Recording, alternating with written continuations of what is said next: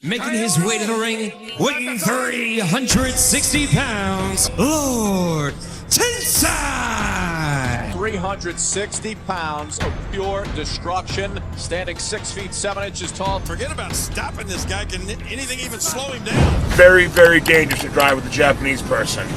Open your eyes! This is god-awful. The worst thing I've ever seen in my life.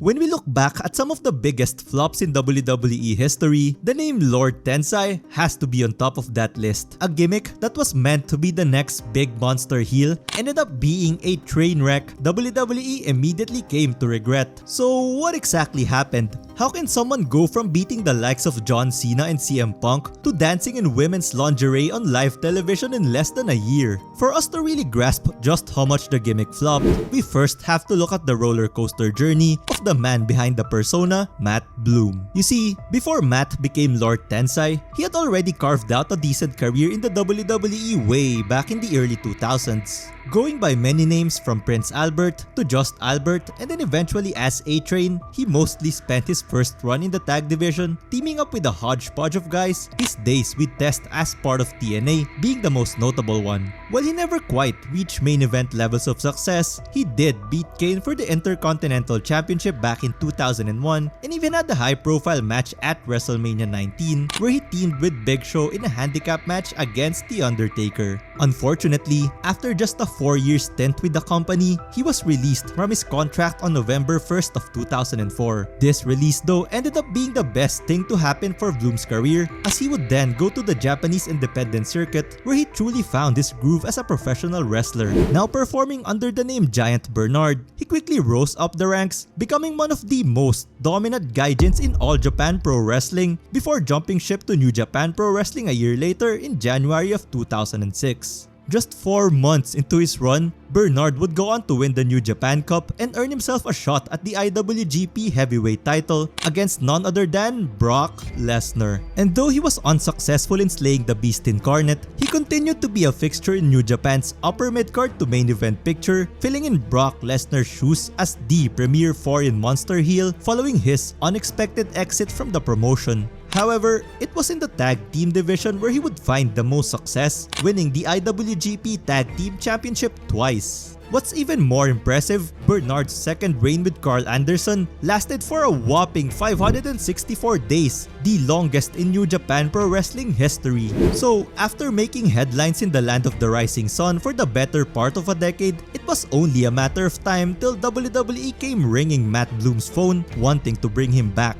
And in March of 2012, reports of Bloom re-signing with the company started circulating online, to which the former Prince Albert quickly shot down. Around the same time, WWE started airing vignettes of a mysterious persona called Lord Tensai, which only fueled talks of his return under a new guise even more. And on April 2nd of 2012, the Raw after WrestleMania, the rumors would finally be put to rest as Lord Tensai made his debut in a match against Alex Riley. I understand this man is a former WWE star who went to Japan and became an international superstar and now has returned as Lord Tensai. While Michael Cole purposefully left out the name of this former WWE superstar, the crowd was quick to point out the obvious, chanting A-Train as soon as he revealed his face, which ended up damaging the gimmick's credibility right out of the gate. Regardless, Lord Tensai would absolutely dominate Riley in his debut match, winning by referee stoppage with a sit-out choke bomb.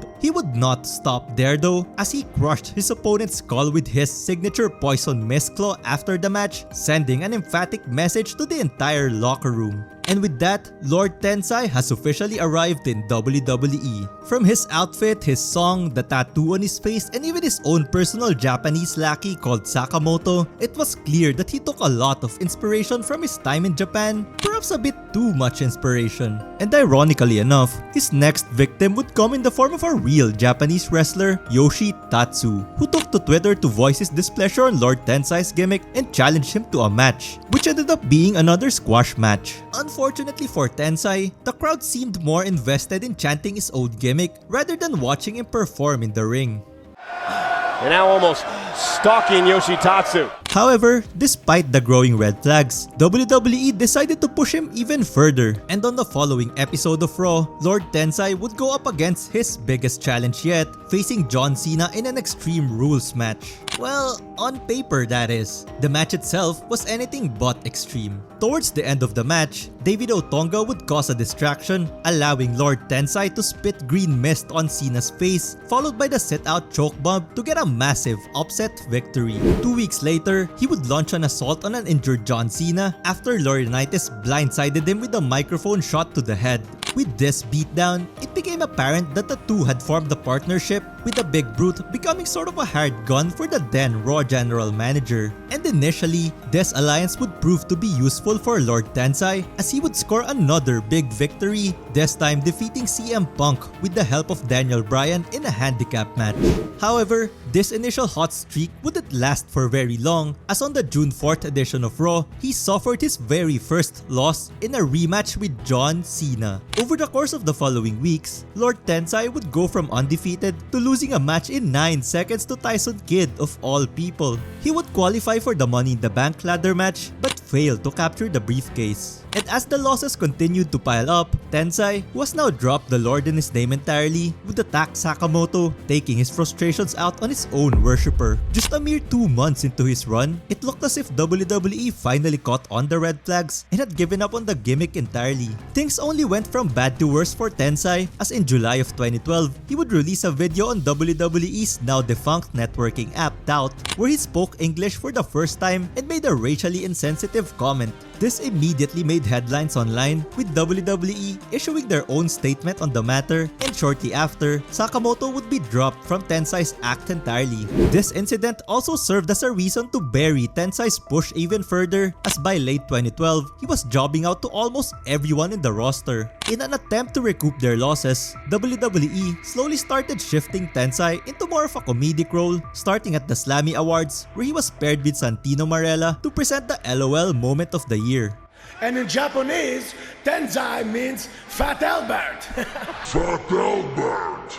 And to cap off a year of disappointment, he lost to Santino in a major upset on the following SmackDown, a grim foreshadowing of what's to come.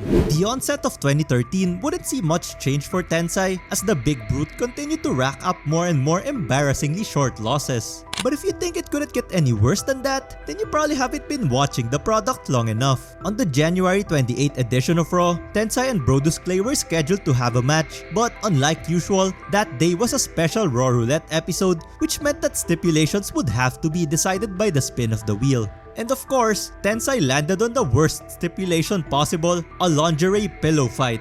However, as soon as he stormed off, Vicky told Clay to spin the other wheel, turning the match into a slightly less embarrassing dance-off instead.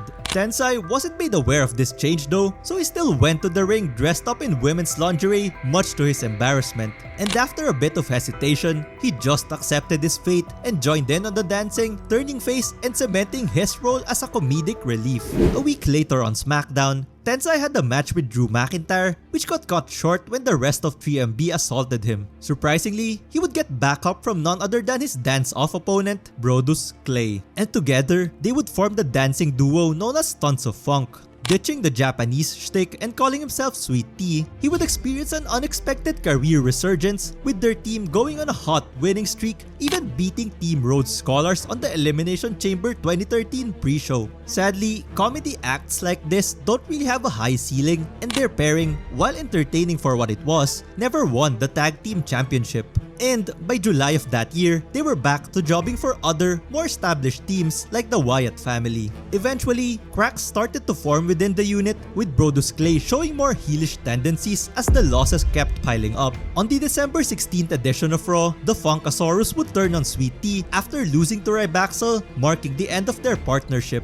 Then, on SmackDown that same week, the former partners clashed in singles action, with Sweet Tea getting a quick roll-up victory after a distraction by the Funkadactyls and Xavier Woods. This victory would also be a bittersweet one, as it ended up being his last televised match before quietly retiring from in-ring competition on August 7th of 2014. In the same month, WWE released a YouTube video of Matt Bloom confirming his retirement while talking about being a trainer at WWE's Performance Center. Fast forward to today and he's now the head coach of NXT, helping to build the stars of the future. While his second run in WWE might not have been the success he had hoped for, at least he was able to use that time in the company to gracefully transition into the next phase of his career, one that he could truly thrive in.